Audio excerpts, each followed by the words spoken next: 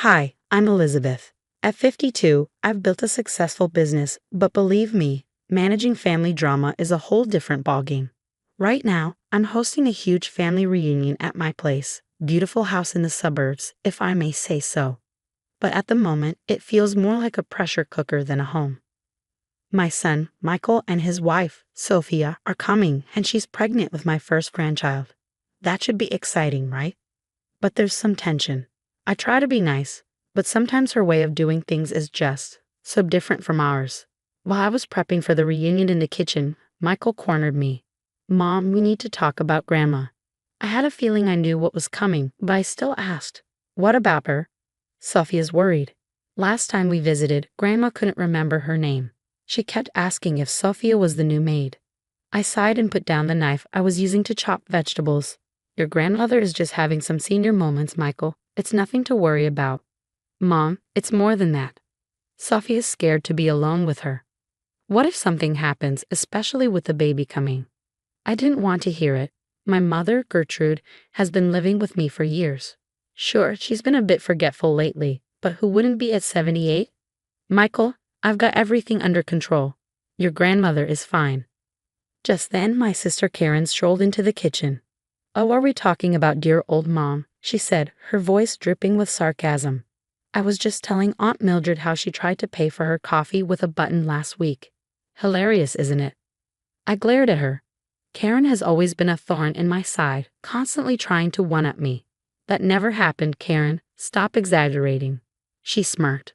Elizabeth, always in denial. Oh, by the way, I heard Sophie's been feeling sick.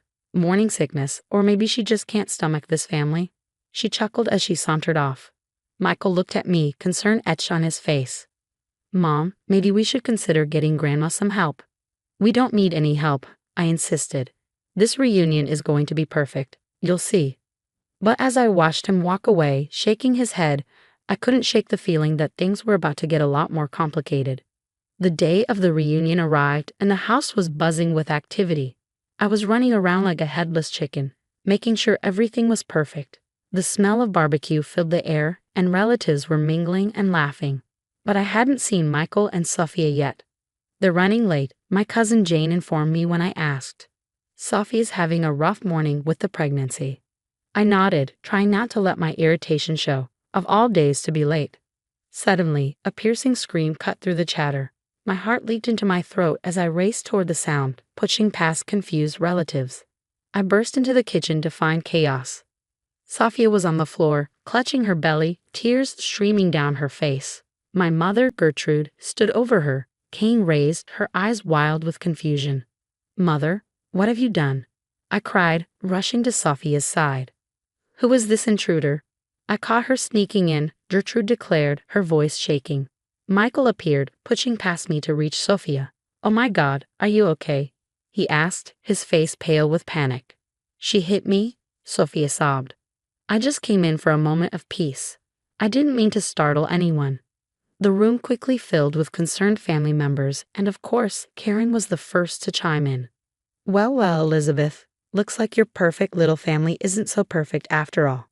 I've been saying for months that Mom needs to be in a home, but you wouldn't listen, would you? Shut up, Karen, I snapped, but the damage was already done. Murmurs of agreement rippled through the crowd. She's right, Liz, Uncle Bob chimed in. Gertrude could have seriously hurt Sophia and the baby. It's not safe.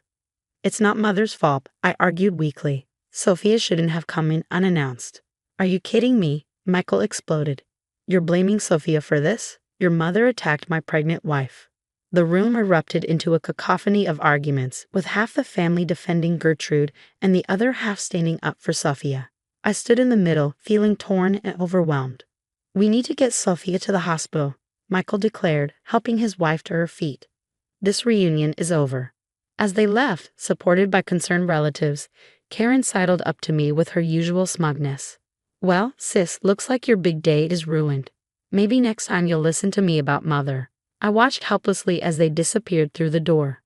The days following the reunion were a blur of phone calls and damage control. I tried reaching out to Michael and Sophia, but my calls went straight to voicemail. The silence was deafening, and the guilt gnawed at me. Michael, please call me back. I'm worried about Sophia and the baby. I'm so sorry about what happened. I pleaded into the phone for the umpteenth time. As if dealing with my son's silence wasn't enough, I began noticing whispers and sideways glances from neighbors and acquaintances. I finally confronted Karen at her house one afternoon.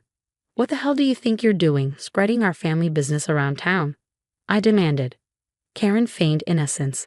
"I'm just concerned about Mother, Liz. Someone has to look out for her, especially since you're clearly not up to the task." Her words stung, but I wasn't about to let her see how much. "Stay out of it, Karen. This is my family, my responsibility."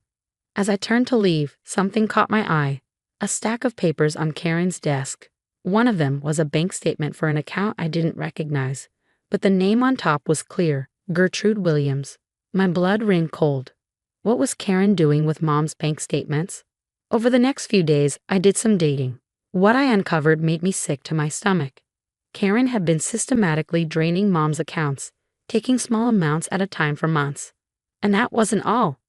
I found a copy of a new will, dated just 2 weeks ago, leaving everything to Karen. "Mom, did you change your will recently?" I asked Gertrude over dinner, trying to keep my voice casual. She looked confused. "Will? What will, dear?" "The one Karen helped you write. Don't you remember?" Mom's brow furrowed. "Karen said it was just some papers for the bank. She said you were too busy to help, so she'd take care of it for me." My heart sank. Karen had manipulated our confused mother for her own gain. The betrayal cut deep. Just when I thought things couldn't get worse, Michael finally called. But it wasn't the conversation I'd hoped for.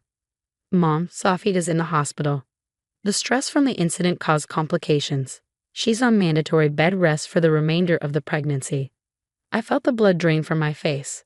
"Oh God, Michael, I'm so sorry. Is there anything I can do?" His voice was cold. "You've done enough, Mom. If you had listened to us about Grandma's condition, none of this would have happened. I don't think it's a good idea for you to be around Sophia or the baby right now." The call ended, leaving me more alone than ever. I sat in my kitchen, surrounded by the remnants of the failed reunion, and let the tears flow. As I cried, memories began flooding back. Times Karen had accidentally mixed up important business documents, potential clients who suddenly backed out after receiving anonymous tips about my company's reliability, family members who'd grown distant after private conversations with her. It all made sense now. Karen hadn't just betrayed me this time. She'd been undermining me for years, poisoning my relationships and sabotaging my success. The realization hit me like a ton of bricks. I've been blind to the toxic dynamics in my own family for so long. I'd always made excuses for Karen's behavior, always tried to keep the peace. But at what cost? As the sun set outside my window, I made a decision. It was time to confront the ugly truth and make things right. No more excuses. No more turning a blind eye. I picked up my phone and dialed a number. "Hello, is this Anderson and Associates law firm? I need to speak with someone about elder abuse and financial fraud. It's about my sister and my mother." The weight of what I was about to do settled on my shoulders. It wouldn't be easy, but it was necessary. The next few weeks were a whirlwind of activity. I hired Jack, a private investigator, to dig deeper into Karen's financial dealings with Mom. Meanwhile, I scheduled an appointment with Dr. Patel, a renowned geriatric specialist, to assess Mom's condition. "We've gathered substantial evidence of financial abuse," Jack reported, handing me a thick folder. "Bank transfers, forged signatures, manipulated legal documents. It's all here." Dr. Patel's assessment was equally revealing. "Your mother is in the early stages of dementia. With proper care and support, she can continue living at home safely." Armed with this information, I called a family meeting. As everyone gathered in my living room, the tension was palpable. "I've called you all here because I have something important to share." I began, my voice trembling slightly, as I laid out the evidence of Karen's deceit and manipulation. Shock and anger rippled through the room as the truth sank in. Cornered, Karen lashed out. "You've always had everything, Elizabeth. The successful business, the perfect family. I deserved something for once. By stealing from our sick mother." Michael snapped, disgust evident in his voice. I turned to Karen, years of pent-up frustration boiling over. "I've made mistakes, Karen. I should have seen what was happening sooner, but what you've done is unforgivable." With the family's support, I moved forward with legal action. Karen's life unraveled quickly after that. As news of her actions spread, former friends and acquaintances distanced themselves. Last I heard, she moved out of state, leaving behind a tattered reputation and broken relationships. Focusing on Mom's care became my priority. I hired a live-in nurse and made modifications to the house to ensure her safety. Slowly but surely, we settled into a new routine.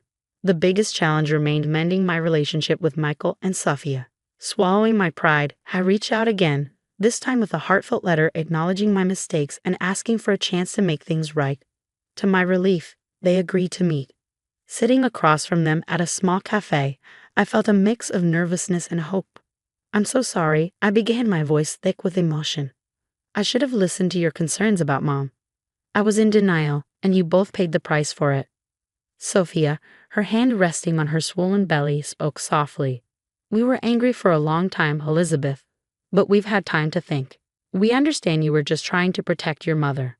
Michael nodded, adding, "We appreciate you taking action now, Mom.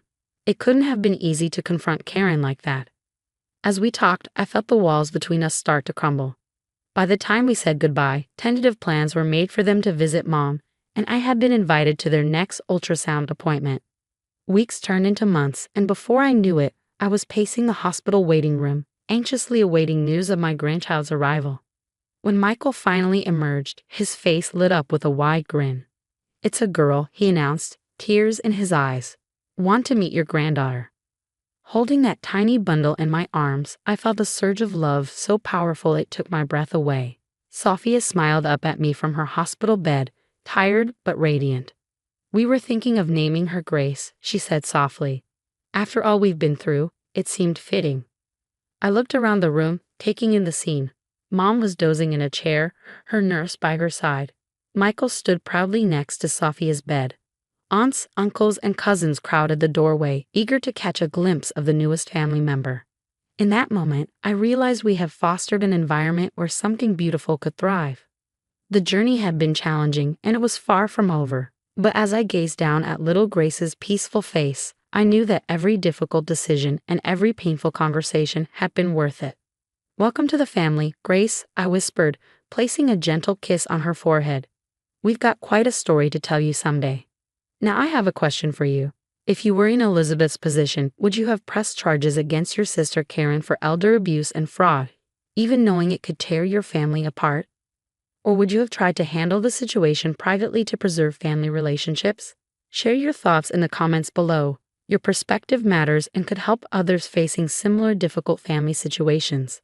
If you enjoyed this story and want to hear more like it, please hit the like button and subscribe to our channel. Your support helps us continue sharing these complex family dramas and sparking important conversations. Thanks for listening, and we'll see you in the next video.